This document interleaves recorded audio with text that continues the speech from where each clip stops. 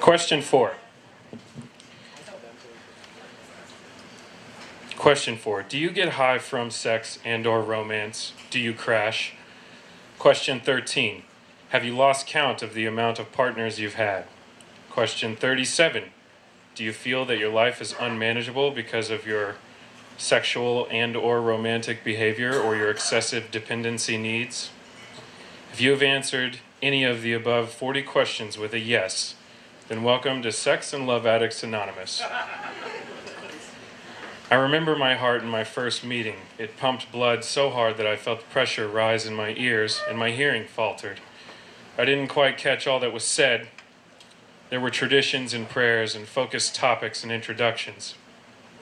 Finally, after 15 minutes of me staring at my clenched white hands and sweating in my raincoat that out of nervousness I had just left on, someone started to share about the crazy things they did that week. My breathing started to slow as I got caught up in everyone's shares. I had never been to a 12-step meeting of any kind before, but immediately saw and heard what kept people coming back. As people introduced themselves and checked in, I heard my own mistakes and frustrations coming through the stories of others. Apparently, I'm not the only one who has lied so severely to friends, family, and self. I'm not the only one who struggles to build boundaries as an adult.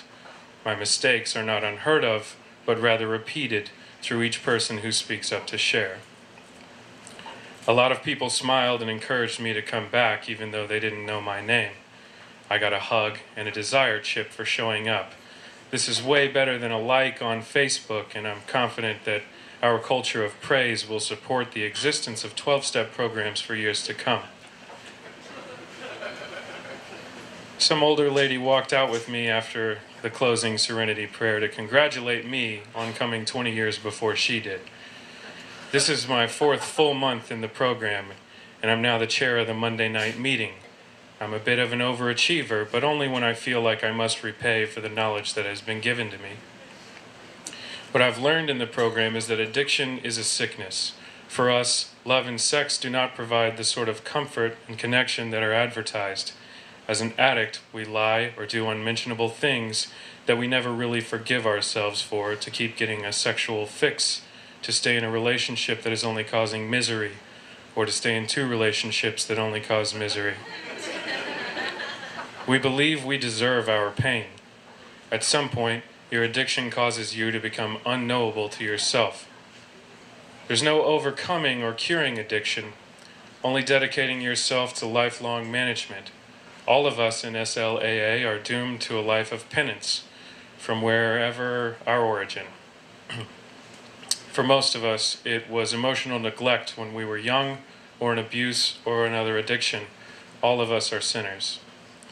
If you want to laugh, attend an SLAA meeting. A meeting is short. We are all timed to keep our check-ins under 4 minutes. 4 minutes is the perfect amount of time to cry because you realize the depths of your childhood scars, or make the room sustain 10 seconds of laughter after a well-built share full of frank commentary. I've found my fellow experts in gallows humor. In 3 meetings, I finally began to share. Each time I felt better just for saying the truth out loud. Share number 1. Apparently, you can't get over him and start loving yourself by watching Netflix all day. Even if you justify it by watching a TED Talk between episodes of Weeds. Share number 2.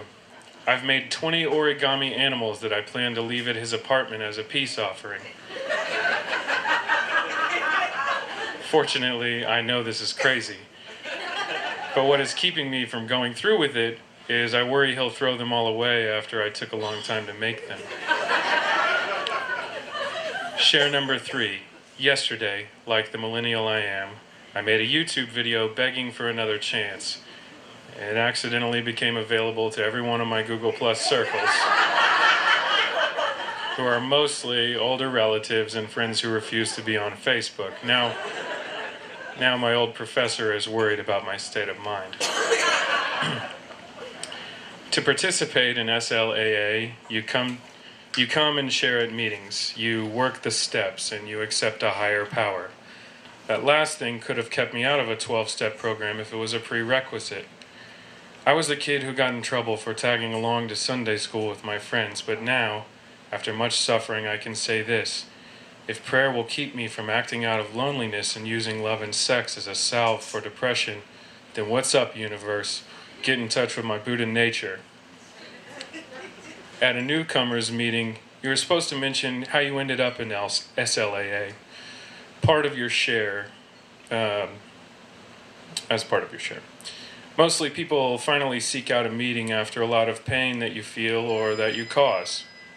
Maybe like me, you tried to pull an Anna Karenina, but instead of heading towards the train station at the end, you came to an SLAA meeting. I worry every day that I will always be a terror to those I've hurt. I haven't made it to step 9, making amends, so I won't know for a while if I can repair the damage I've made, but until then, I'll keep going to meetings, I'll keep sharing, I'll keep working on my boundaries, I'll keep doing whatever I need to do to stay manageable and sane. Hi, my name is Not Important. I'm a recovering sex and love addict. Thanks, guys. Your wonderful host, Adrian Frimpong.